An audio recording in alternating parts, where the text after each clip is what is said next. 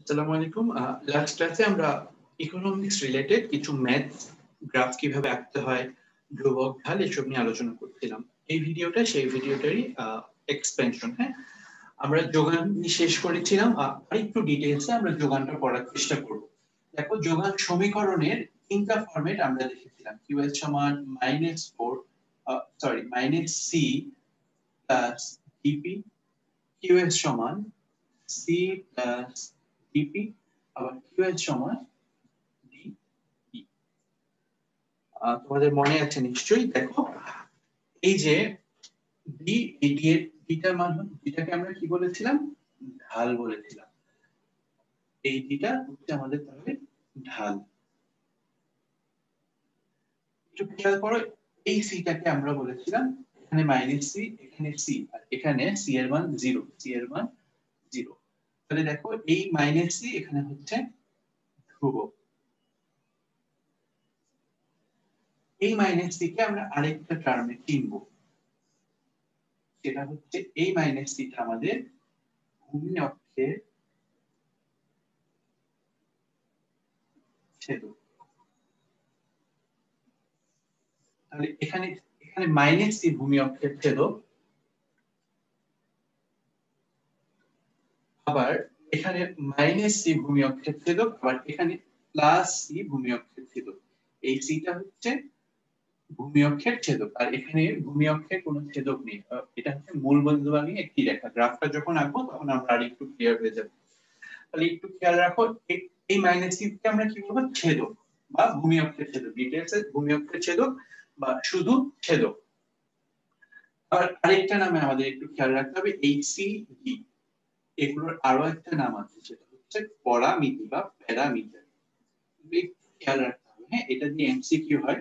গাণিতিক প্রক্রিয়ায় যেসব রাশির মান অজ্ঞাত থাকে সেসব রাশিকে পরামিতি বলা হয়। এই সিডি এগুলো কিন্তু চলক না, তাই না? এগুলোর মান এগুলোর মান আমাদের জানা নাই। এগুলো স্থির হতে পারে, আবার পরিবর্তনশীল হতে পারে। কিন্তু আমাদের যেহেতু অজ্ঞাত থাকে, এই রাশিগুলোকে প্যারামিটার বা পরামিতি বলা হয়। তো দেখো, পরামিতি কাকে বলে, এটা তোমাদের পরীক্ষায় আসতে পারে। গাণিতিক প্রক্রিয়ায় যেসব রাশির মান অজ্ঞাত থাকে সেসব রাশিকে পরামিতি বলা হয়। তাহলে একটু আবার দেখো, এই সিডি এগুলো ধ্রুবক, আবার এগুলো পরামিতীয়। আবার এই -c অথবা এখানে c, এখানে 0, c সমান 0, এগুলো হচ্ছে ছেদক বা ভূমি অক্ষের ছেদক অথবা শুধু ছেদক। ঠিক আছে, এই টার্মগুলো একটু খেয়াল রাখতে হবে। তাহলে আমরা এখন দেখো, এই সমীকরণটা থেকে আঁকার চেষ্টা করি, একটা সমীকরণ আঁকার চেষ্টা করি। কিউ(s) সমান, এটা এখান থেকে আসছে, -8 প্লাস 2p। এই সমীকরণটা আমরা আঁকার চেষ্টা করব। ঠিক আছে, তাহলে দেখো, এই সমীকরণে ঢালের মান কত? +2। আবার এই সমীকরণে ছেদক কত? ভূমি অক্ষের ছেদক বা ছেদক -8।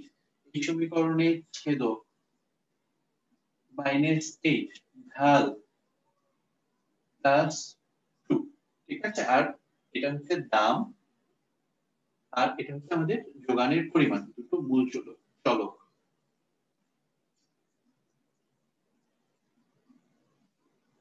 তাহলে যখন আমরা আঁকতে যাব, আমাদের প্রথম কাজ হচ্ছে যোগান সূচি তৈরি করা। অলরেডি সূচি তৈরি করতে পারো। একটু দেখো, এই পাশে দাম, এই পাশে যোগানের পরিমাণ। দাম যখন 0, তখন যোগানের পরিমাণ কত? -8। দাম যখন 0 তখন যোগানের পরিমাণ কত? -8। আবার দাম যখন 1 টাকা তখন যোগানের পরিমাণ কত? কিভাবে হিসাব করব? -8 প্লাস 2 গুণ 1, তাহলে -8 প্লাস 2 সমান -6। তাহলে 1 হলে দামের পরিমাণ হবে -6। আবার 2 হলে, দাম যখন 2 তখন যোগানের পরিমাণ -4। 3 হলে -2, 4 হলে 0। দেখো, এই ধরনের একটা কোশ্চেন হতে পারে, কত দামে যোগানের পরিমাণ 0 হবে। একটু খেয়াল করো, কত দামে যোগানের পরিমাণ 0 হবে। আমাদের এটা হচ্ছে অ্যানসার। যখন দাম 4 টাকা, 4 দোকানে 8, 8 থেকে 8 বিয়োগ করে 0 থাকে, তাহলে যখন 4 টাকা দাম তখন যোগানের পরিমাণ 0 হচ্ছে। আবার যখন 5 টাকা দাম তখন যোগানের পরিমাণ কত হবে? 5 দুগুণে 10, 10 থেকে 8 গেলে, ঠিক আছে? এই গ্রাফটা আমি এঁকে দেখাচ্ছি কারণ এখানে মাইনাস সাইন আছে। মাইনাস সাইন থাকলে অনেকে গ্রাফটা প্রেজেন্ট করতে পারো না ঠিক মতো। তাহলে আমরা দেখো গ্রাফটা এখন আঁকবো। এই পাশে আমরা মেজার করব দাম, এই লম্ব অক্ষ বরাবর আমরা দাম কাউন্ট করব, আর এটা হচ্ছে আমাদের ভূমি অক্ষ। ভূমি অক্ষে আমরা যোগানের পরিমাণ হিসাব করব, যোগানের পরিমাণ কাউন্ট করব। আমাদের প্রথম বিন্দুটা আমরা বসাই, দাম কত? 0। যোগানের পরিমাণ ভূমি অক্ষে বরাবর, আমরা বলেছি এই বরাবর ভূমি অক্ষে পজিটিভ মানগুলো, যোগানের পরিমাণের পজিটিভ মানগুলো। একটু দেখো এখানে হচ্ছে নেগেটিভ মান, তাহলে নেগেটিভ মানগুলো আমরা এই এক্সিসে কাউন্ট করব। তাহলে ধরো এখানে -2, -4, -6, -8, তাহলে 0, -8, তাহলে এটা হচ্ছে আমাদের প্রথম বিন্দু। এটা আমাদের প্রথম বিন্দু, একটু খেয়াল রাখবে। 0, -8 আমাদের প্রথম বিন্দু, যোগান রেখার প্রথম বিন্দু। এটা হচ্ছে 0, -8, এটা আমরা এই বিন্দু দিলাম। দ্বিতীয় বিন্দু কত? 1 আর -6, তাহলে দাম কত? আগে ছিল 0 মূল বিন্দু, আর এখন দাম হলো 1। এখন যোগানের পরিমাণ কত? -6, -6টা কোথায় আছে? এই জায়গায়। 1 এখানে -6, তাহলে আমরা এখান থেকে এই বরাবর আসবো, তারপর এখান থেকে এই বরাবর আসবো। এটা হচ্ছে আমাদের যোগান রেখার উপর দ্বিতীয় বিন্দু।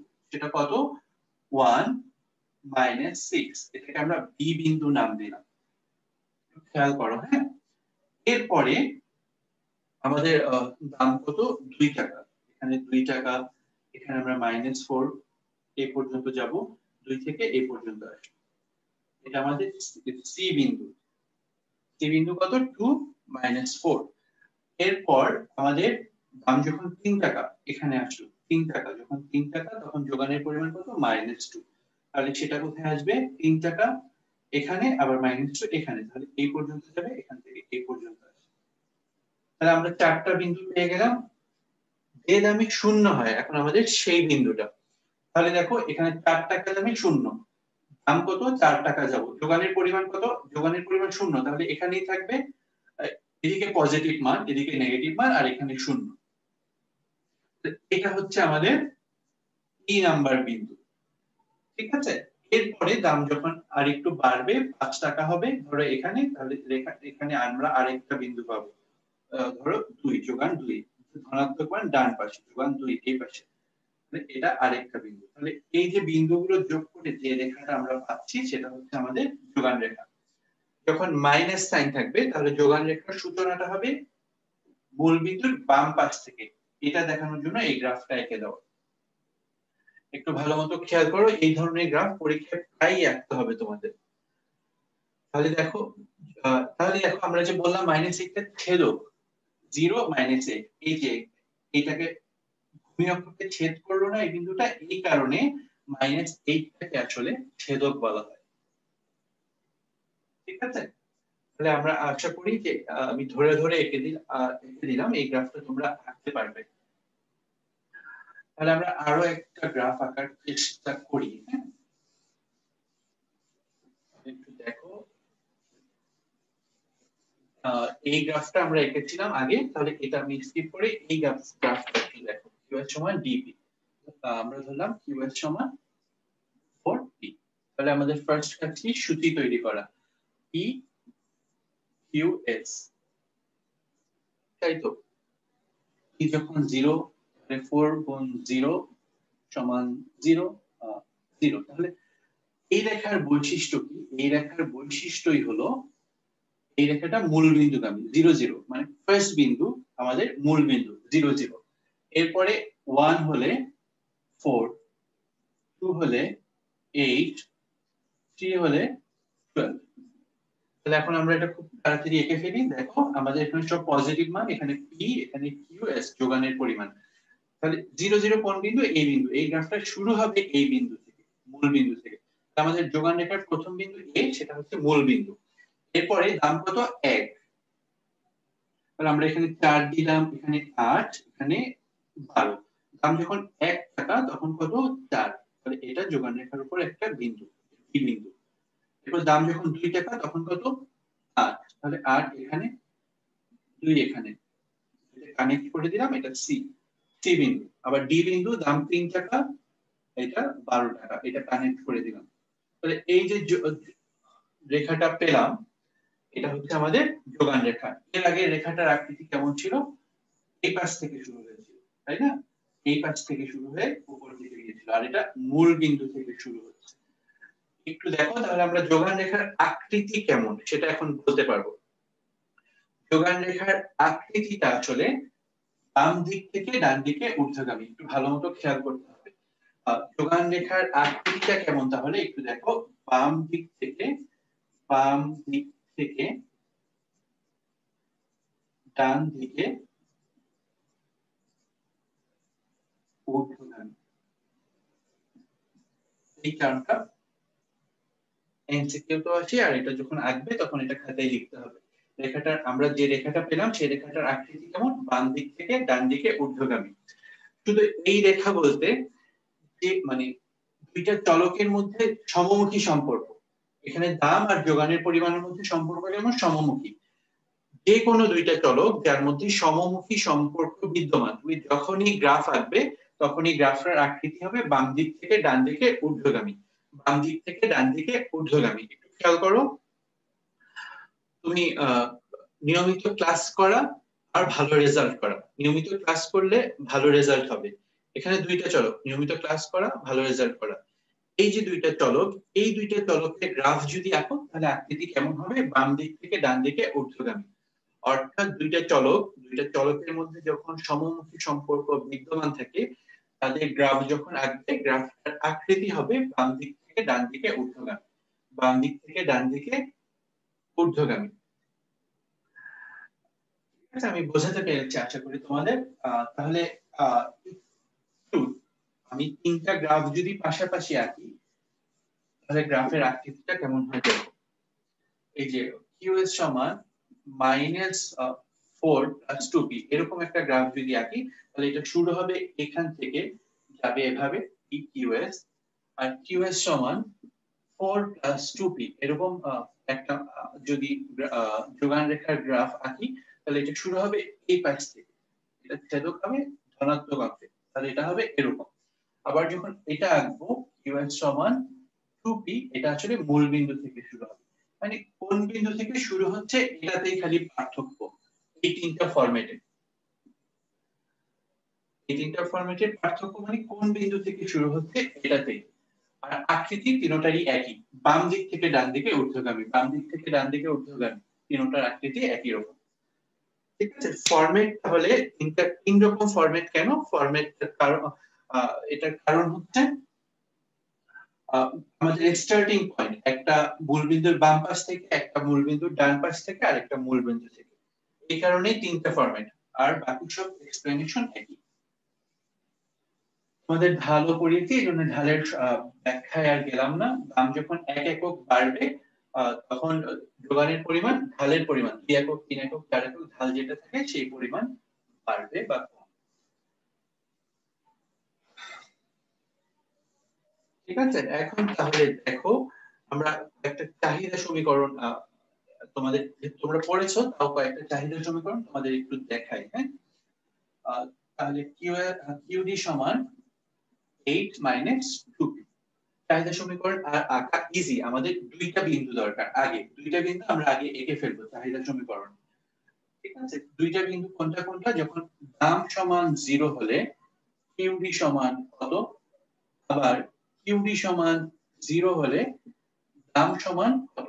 এই দুইটা বিন্দু যদি আগে এঁকে ফেলতে পারি তাহলে আমাদের কিন্তু চাহিদা রেখা আঁকাটা ইজি হয়ে যায়। হ্যাঁ, দাম 0 হলে QD সমান কত 8, অর্থাৎ QD সমান তখন কি হবে?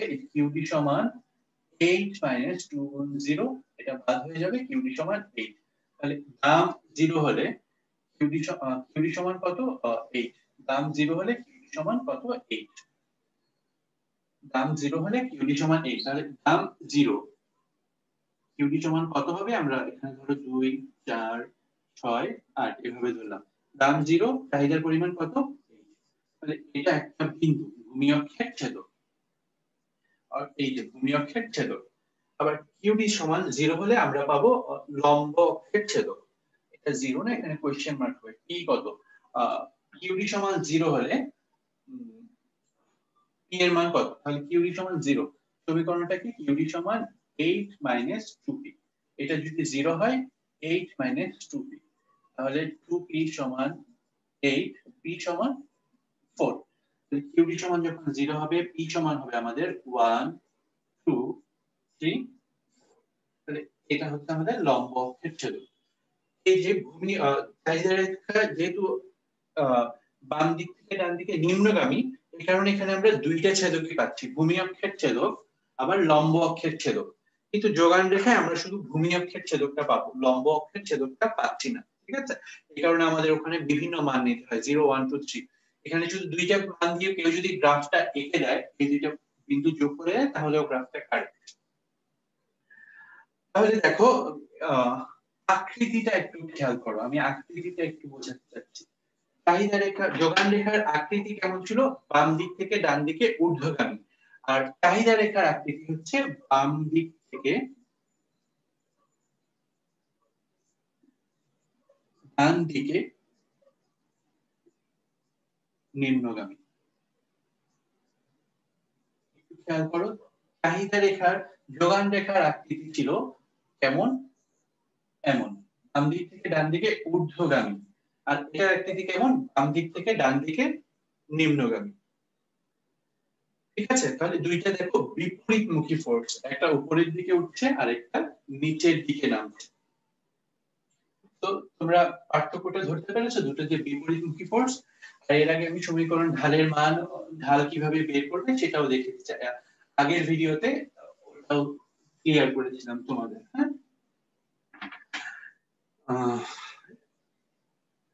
এরপর আরো একটা গ্রাফ, যদি যদি এটা সূচি দিয়ে তোমরা প্র্যাকটিস করো, তোমরা এখন পারবে সূচি করে। আমি শুধু দুইটা বিন্দু দিয়ে দেখালাম। এখন লাস্ট যে জিনিসটা আমি আলোচনা করব, একই গ্রাফে চাহিদা আর যোগান সূচি আঁকা। একই গ্রাফে চাহিদা আর যোগান সূচি আঁকা। ধরো আমাদের দেওয়া আছে কিউবি সমান 20 - 2p। এটা কি সমীকরণ? চাহিদা সমীকরণ।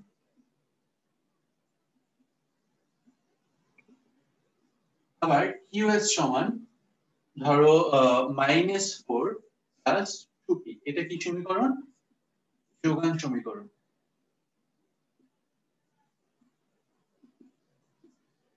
এখন এই দুইটা সমীকরণ আমরা একই গ্রাফে আঁকবো। হ্যাঁ, আমরা আলাদা আলাদা আঁকছিলাম, এখন দুইটা সমীকরণ আমরা একই গ্রাফে আঁকবো। তাহলে একটু দেখো, আমরা শুরু করি। তাহলে আমাদের প্রথম কাজ হচ্ছে সূচি তৈরি করা। হ্যাঁ, তাহলে আমরা চাহিদা রেখার সূচিটা আগে তৈরি করি। পি কিউ টি, তাই না?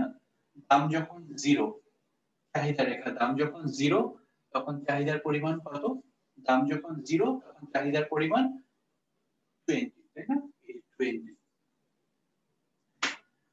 আর এখানে আসো, আবার কিউডি যখন 0, আবার কিউডি যখন 0, দাম যখন 0, তখন কিউডি 20। আবার কিউডি যখন 0, তখন দাম কত? একটু বলো। কিউডি সমান যখন 0, কিউডি সমান 0, তাহলে সমীকরণটা হচ্ছে 0 = 20 - 2p। তাহলে আমাদের 2p সমান 20, p সমান 10 থাকে। এটা 0 হলে p হচ্ছে 10। তাই তো? এখন আমরা মাঝখানে আরো যে বিন্দু নিই, তোমরা নিতে পারো। এখানে যখন p সমান 5 হবে, p সমান 5, 5 দোকানে 10, 20 থেকে 10 গেলে 10, তাই না? আবার দেখো, এখানে আমরা 3 নিলাম, 3 দোকানে 6, দাম 3 টাকা হলে 3 দোকানে 6, 20 থেকে 6 গেলে 14। তোমরা বুঝতে পেরেছো আশা করি। হ্যাঁ, আর এখানে ঢালের মান কত? -2। দাম যখন 1 একক করে বাড়বে, তখন চাহিদার পরিমাণ কমবে 2 একক করে। হ্যাঁ, আমরা তাহলে আগে যোগান রেখাটা এঁকে, চাহিদা রেখাটা এঁকে ফেলি। এখানে এখন হবে দাম, আমরা যেহেতু দুইটা একই গ্রাফে রাখবো, এখানে চাহিদার পরিমাণ আর যোগানের পরিমাণ একই সাথে হবে। চাহিদার পরিমাণ আবার কমা দিয়ে যোগানের পরিমাণ। কিউডি কিউএস দুইটা একই সাথে। হ্যাঁ, তাহলে দেখো দাম যখন জিরো তখন চাহিদার পরিমাণ কত? 20। ধরো এখানে আমরা 5 করে 5 10 15 20, তাহলে এটা হচ্ছে আমাদের 20। তাহলে এটা হচ্ছে আমাদের প্রথম বিন্দু ভূমিয়ক্ষের ছেদক, চাহিদা রেখা থেকে পেলাম। দাম যখন 10 টাকা, তাহলে আমরা এদিকে আগাই 3 6 9, ধরো এখানে 10। দাম যখন 10 টাকা তখন যোগানের পরিমাণ 0। দাম 10 টাকা, যোগানের পরিমাণ 0, তাহলে এই বিন্দুতেই হবে। এটা হচ্ছে লম্ব অক্ষের ছেদক। তাহলে এই দুইটা বিন্দু যদি আমরা যোগ করি তাহলে আমরা চাহিদা রেখা পেলাম। ঠিক আছে, তাহলে আমাদের চাহিদা রেখা শেষ। তাহলে এখন দেখো দাম যখন 5 টাকা তখন কত? 10। দাম ধরো এখানে 5 টাকা, তাহলে আমরা এই রেখা বরাবর যাব। এখানে কত হবে? এই যে 10, 10টা হচ্ছে আমাদের এই বিন্দু। আবার দাম যখন 3 টাকা তখন কত? 14। তাহলে আমরা এই রেখা বরাবর এভাবে আগাবো, তাহলে এটা হচ্ছে আমাদের 14। ঠিক আছে, যে কোনো মান নিয়ে তোমরা বসাতে পারবে। আমি মূল দুইটা মান নিয়ে একটু তোমাদের দেখালাম, গ্রাফটা একটু ক্লিয়ার রাখার জন্য এটা মুছে দিচ্ছি।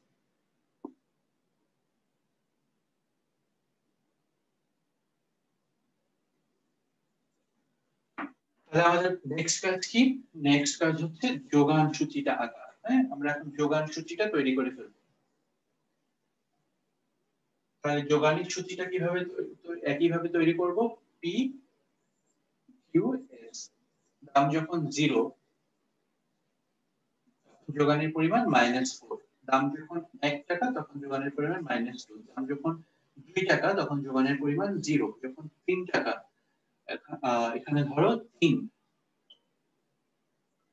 দাম যখন 3 টাকা তখন যোগানের পরিমাণ 2, তাই না? তাহলে এভাবে আমরা গ্রাফটা এঁকে ফেলতে পারবো। এখানে যখন 0 তখন এই পাশে -4 -2 -4, তাহলে এটা আমাদের প্রথম বিন্দু। এরপরে যখন দাম যখন 1 টাকা তখন কত? -2, তাহলে এখানে 1, এখানে -2, এখানে এই পর্যন্ত, এখানে এই পর্যন্ত, এটা একটা বিন্দু, তাই না? আবার দাম যখন বাড়ছে, আরো দাম যখন বেড়ে 3 টাকা হচ্ছে,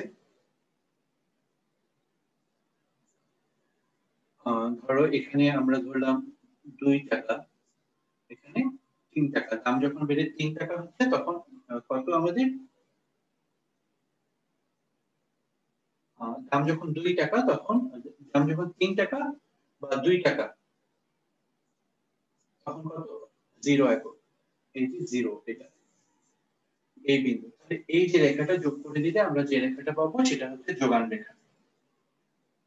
ঠিক আছে, তাহলে এটা আমরা দেখালাম একই গ্রাফে কিভাবে তুমি চাহিদা রেখা আর যোগান রেখা আঁকবে সেটা।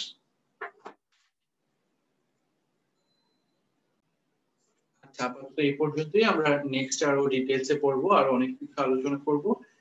এই ভিডিওগুলো দেখে ম্যাথমেটিক্যাল কনসেপ্টগুলো একটু ক্লিয়ার করে ফেলো। এরপরে কোনো প্রশ্ন থাকলে আমাকে জানাবে। আমি শেষ করছি। আসসালামু আলাইকুম।